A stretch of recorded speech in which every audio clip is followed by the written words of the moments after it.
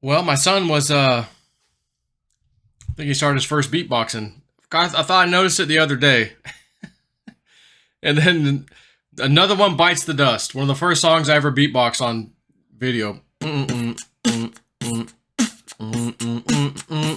It's on the radio. And I hear this little noise behind me.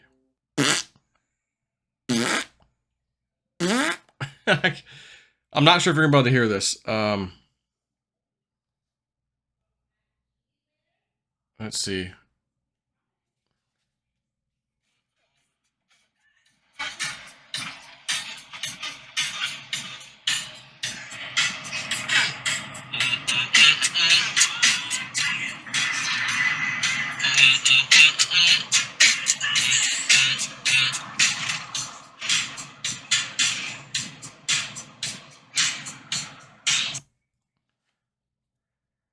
That's him in the back seat. Oh, of course, I got this stupid thing on. Anyways. Yeah, you kind of have to watch him move and do it. Anyways, I thought I'd share that with you. It's kind of funny. Like father, like son. So, I have an old dream from September of last year.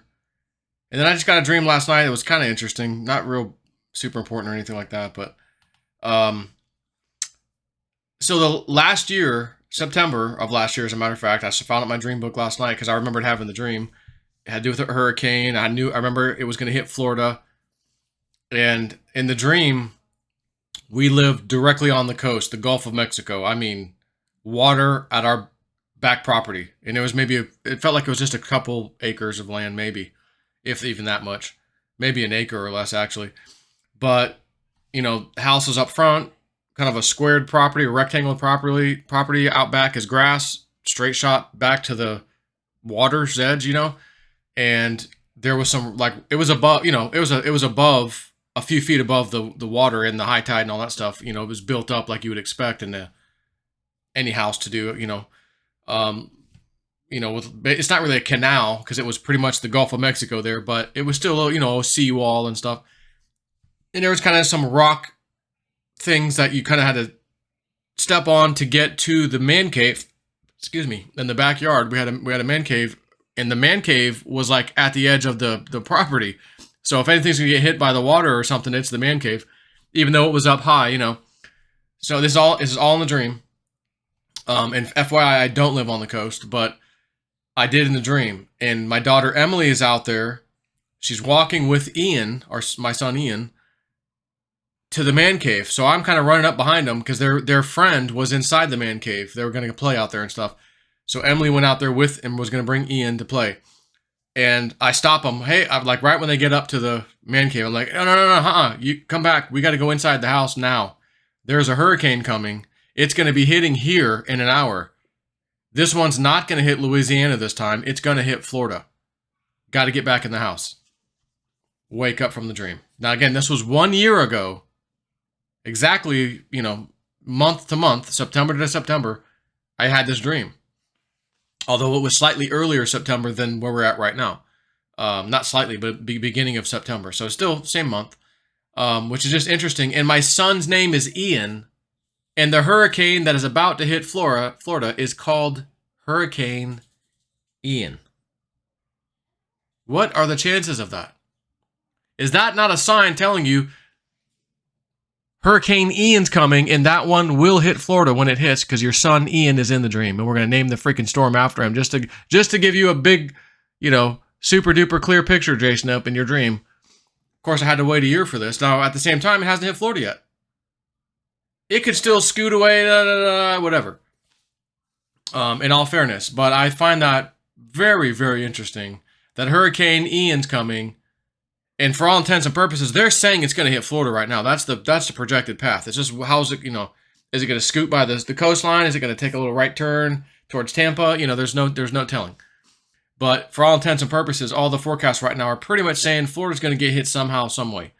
But again, we've seen things in the last minute, blah, blah, blah. They change. But I had a dream last year with Ian in the dream, and the Hurricane Ian comes in September, the same month of next year. Give me a break. So anyways, just FYI, got the dream book, found it last night. And I did talk about this last year when I think I had the dream, because I remember there was one more hurricane coming up. I had the dream, and I think it was going up the Gulf of Mexico. And I go, man, I just had this dream.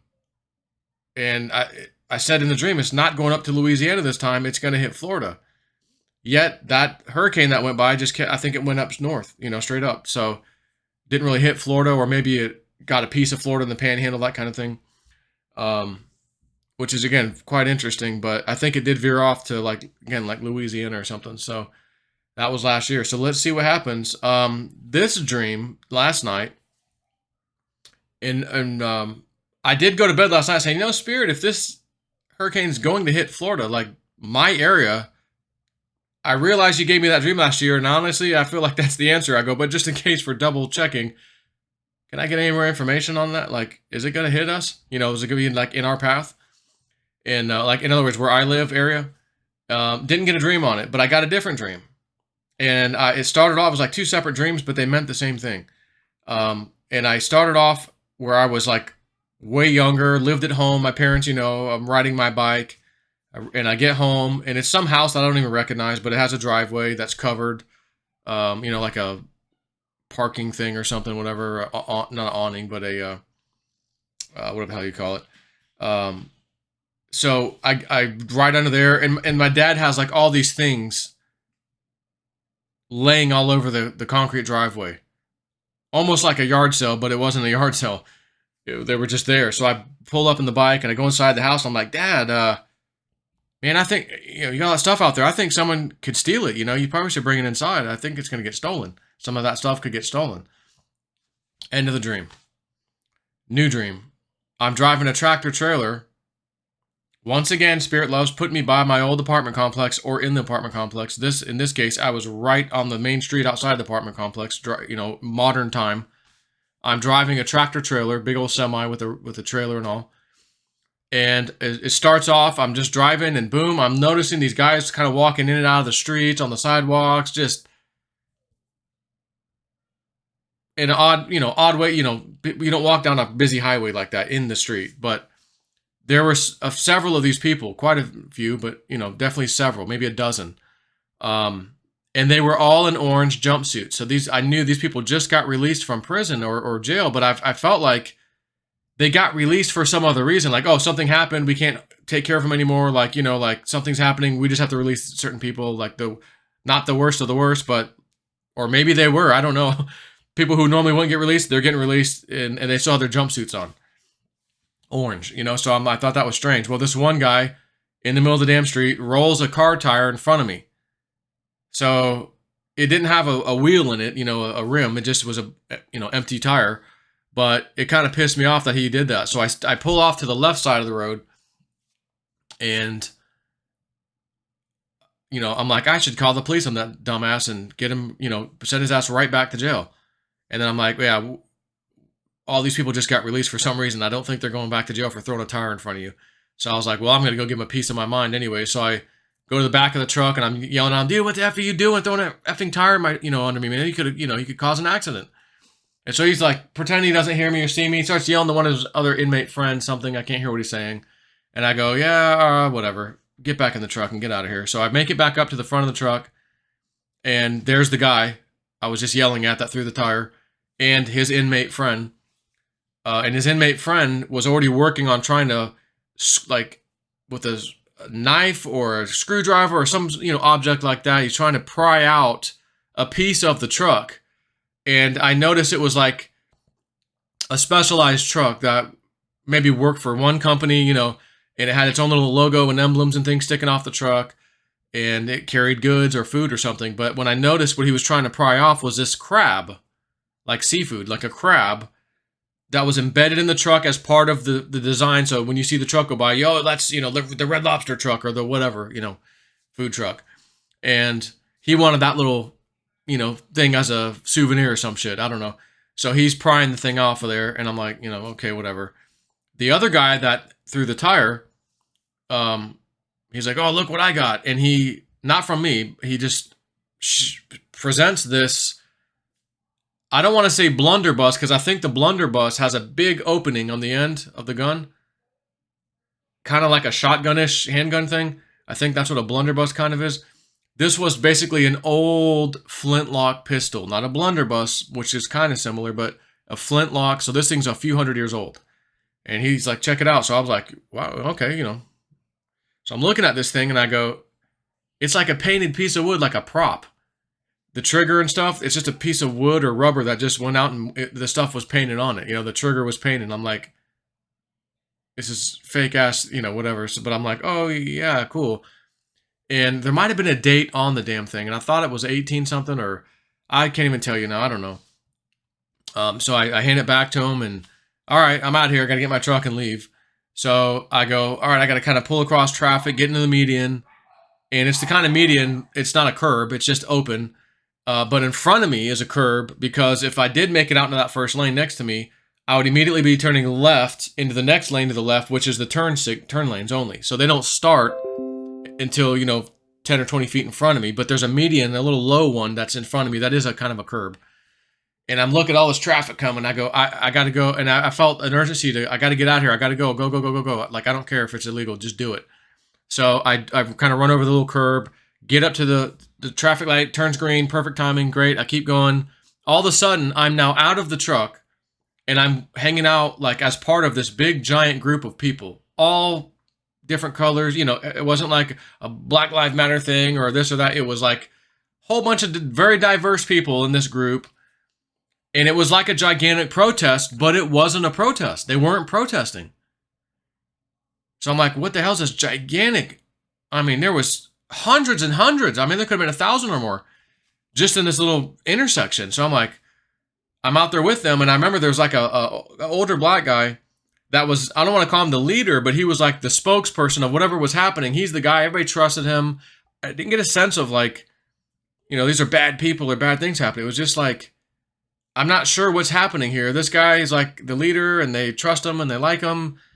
Not sure what you guys are even doing out here. It feels like a protest, but nobody's protesting. I'm not sure what's going on. Next thing I know, boom, back in the truck. I'm driving, finishing the turn.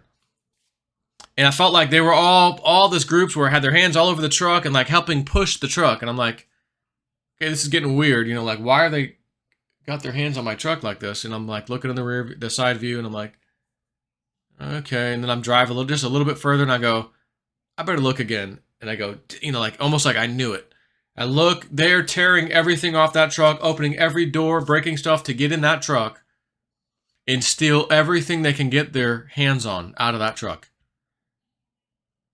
I mean, just tearing it apart to get in it and just rip doors off, sides of it off, just anything that would open up and give them access to get in and steal everything that was in that truck.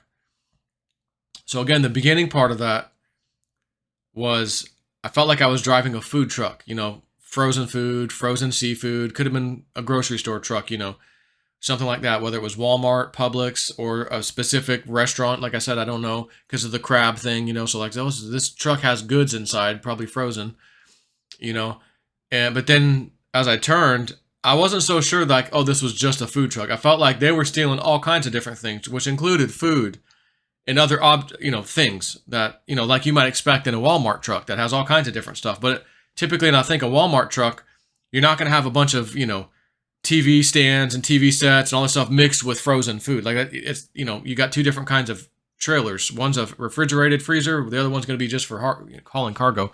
But again, I felt like the beginning part told me this is a food truck. The second part, I wasn't so sure. I just saw them ripping the doors apart, taking whatever they could out there, but I never could see specifically what they were getting out of the truck, and whether it was that a TV, was that some food, was that some bread. I never saw that.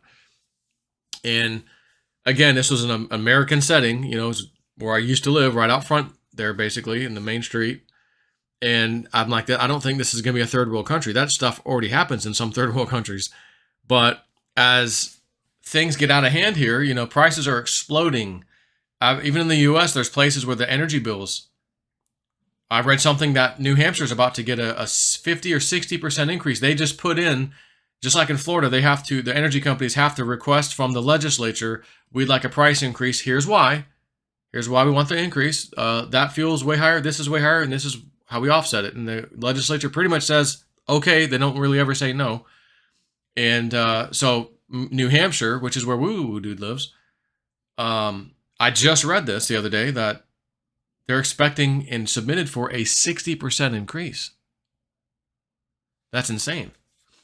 So again, all these things that people have to rely on, food, shelter, electric, there's priorities there. Your house, got to have shelter. Second thing, electricity, got to have all these things. And then food and everything, of course, comes with it. But if things get too expensive, people don't have money, they're going to just start robbing trucks and things.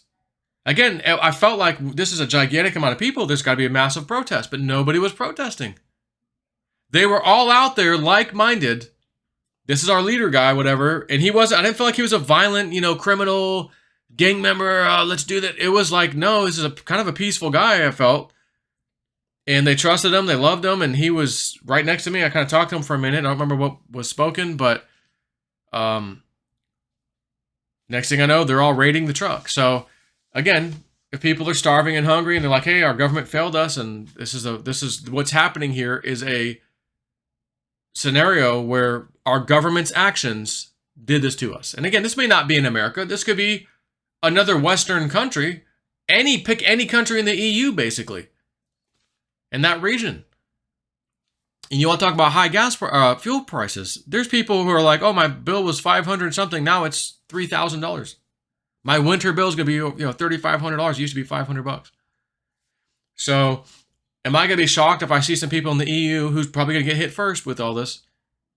Raiding trucks and, stopping trucks and everything to get their food. And everyone in the area is going to be like, yeah, we're all in this together. We're starving. We're hungry. We can't afford all this. Our government did this to us in the name of green energy. Get rid of nuclear power. Get rid of this other power and, fuel, coal. And we have to go green and wind and none of it.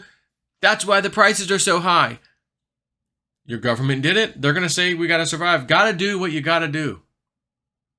As they say, never underestimate somebody else's desperation. And definitely don't ever underestimate an entire giant group of people's desperation who are hungry.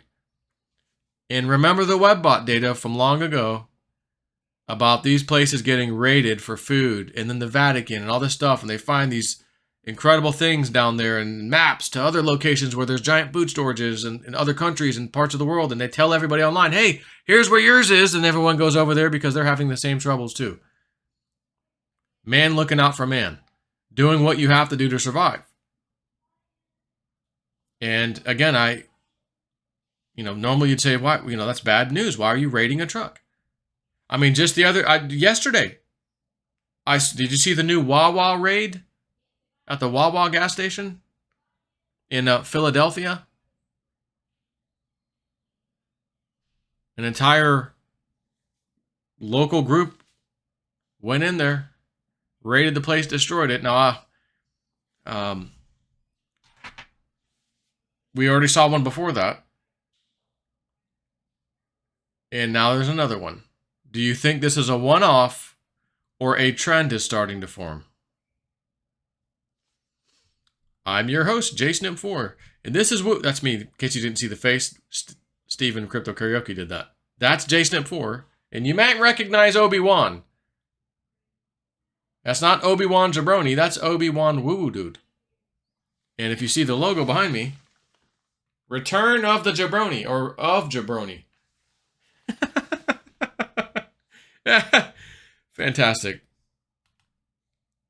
Moral of the story, have your shit together, your preps together, because things are most likely, as you can see, about to get even more interesting than they have been. Prepare now while the stuff is still on the shelf. Prepare now while you can still get certain things. Because again, when you don't have it, you'll be those people in my dream I just had. And I don't think I'd rather be those people dealing with that. I'd rather be in my house, safe, away from all that, away from the cities where all this crap's happening, in my little bug out location, which is simply my house, bug out location, home. Got the generator, got my storage, got a way to protect it. I'm good. My neighbors, we're on the same page. We've had discussions like I'm happy where I'm at. But I've been preparing for this crap for a long time, and I've been doing videos on YouTube for a long time. 2009. warning people about this, telling them how to prepare and whatnot. The good news is I do have this frequency machine that does work.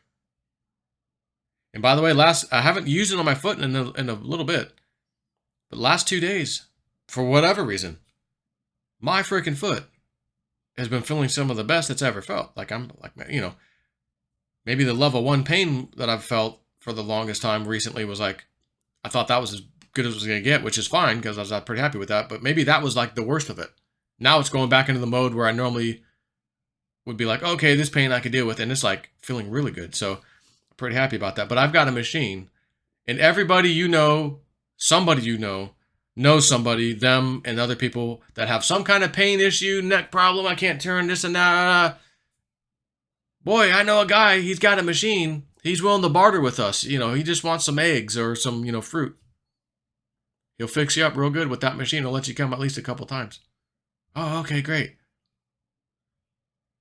That machine could come in handy one of these days. And of course, I've got other bartering things, but never a bad idea to have other things, especially something that nobody else has. And there are so few of these machines around. I mean, it's insane. So I'm glad I have one. It was extremely expensive. I can't believe how much money they want for these damn things. It kind of pissed me off that someone would charge that much money for it. But after using it and using it on other people that I know, and them going, oh my God, Joe, my neck's fixed right now. Like I can already turn it now, tonight. I go, well, let's see how it goes tomorrow. You know, maybe let's just see. And sure enough, tomorrow, yep, it's still better, man. This is fantastic. But I realize now that this doesn't hurt. I got a thing over here that hurts. All right, look, come back in a couple days. Let's work on that. You know, all right, that's gone. I got this other thing back here now that I feel. All right, let's work on that. Like, it's amazing. When you have something that's painful somewhere, that's kind of all you really realize. And then you're like, oh, yeah, I kind of had this lower back thing, but it didn't really bother me because this was bothering me so much. But now that that's done, yeah, that's kind of bothering me. Can we work on that? Yeah, let's work on that. And I'll just say, I think I mentioned this. My wife had some kind of scan or whatever, something done, and they're like, oh yeah, you've got what's it called, a benign tumor that's not non-cancerous tumor looking thing or something on like, was it C3 in your back, lower back, on the left side. And I go, well, let me see if I can put this probe on there, and if you feel a shock in the area, then I'm going to tell you this thing probably can fix that.